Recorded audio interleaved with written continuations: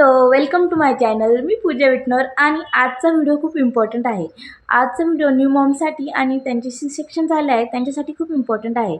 आज मी सांगणार आहे मी डिलिव्हरीनंतर माझी स्वतःची काळजी कशी घेतली, मी काय खाल्लं आणि काय खाणं टाळलं. तर चला बघूया. माझं शिक्षण झालं आहे आणि मला ट्विन्स बेबी आहे.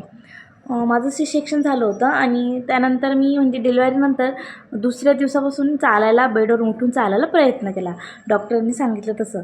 आणि मला काही एवढा त्रास झाला नाही. म्हणजे त्रास होतोच सर्वांना, पण एवढा पण नाही की मला खूप त्रास झाला, चालता नाही आलं. इझिली मी कोणाचा सपोर्ट घेऊन चालू शकले होते. तर मी हॉस्पिटलमध्ये होतेच तेव्हा म्हणजे 3-4 दिवस मी काही सॉलिड वगैरे जास्त खात नव्हते, चपाती वगैरे. तेव्हा मी लाईटच घेतलं, ज्यूस वगैरे दूध असंच घेत होते मी. तर मला 5 दिवसांनी घरी सोडलं होतं. घरी आल्यावर शरीराला स्टिचेस असल्यामुळे, जखम असल्यामुळे मला खूप काळजी घ्यावी लागत होती. मी ती जखम स्वच्छ धुवून कोरडी ठेवायचा प्रयत्न करत होते आणि डॉक्टरांनी मला एक क्रीम दिली होती, ती मी रोज सकाळ संध्याकाळ लावत होते.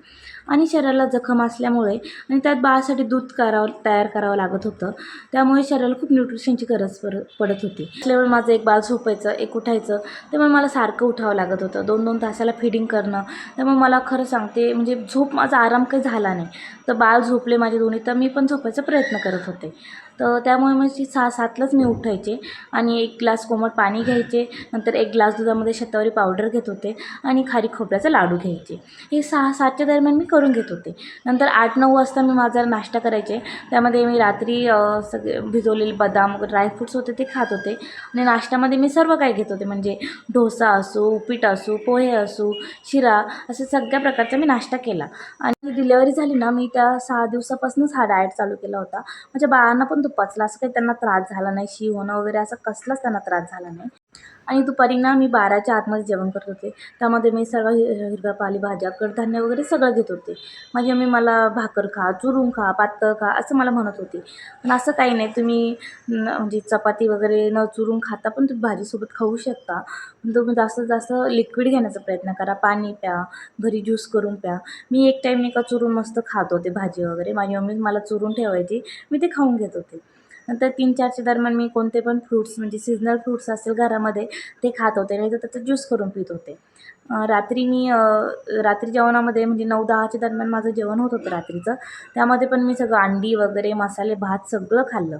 मी काय काय खाणं टाळलं ते मी सांगते. पॅकिंग फूड खाल्ले नाही, बेकरी फूड खाल्ले नाही, मैदा खाल्ला नाही. आणि मला म्हणजे खिचडी खूप आवडते, साबुदाणा खिचडी, ती पण मी डिलेव्हरीमध्ये अवॉइड केली खाणं.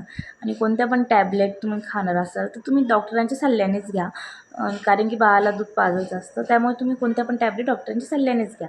मी पण तेच करत होते. थोडक्यात माझा आहार प्रोटीन, आयर्न, व्हिटॅमिन सगळ्यांनी भरलेला होता. तुम्ही पण असाच आहार घेण्याचा प्रयत्न करा आणि तुमच्या डॉक्टरांच्या सल्ल्याने पण तुम्ही आहार विचारून घ्या. माझ्या बाळांना कोणताही त्रास झाला नाही म्हणून मी हा डाएट कंटिन्यू ठेवला होता. डिलिव्हरीमध्ये पण माझा डाएट हाच होता आणि डिलिव्हरीनंतर पण मी हाच कंटिन्यू केला. मला चहा खूप आवडत होता, पण मी चहा अवॉइड करायचाच प्रयत्न केला, कारण मला खूप ॲसिडिटीचा त्रास होत होता डिलिव्हरीमध्ये.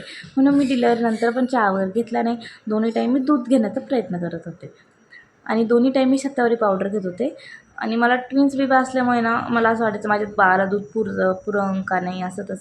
माझी मम्मी मला ना बाजरीची पिठाची पेस्ट तयार करून देत होती, त्यामुळे खरंच दूध वाढीस मदत होते.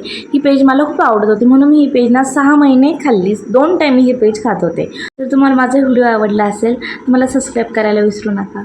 बाय.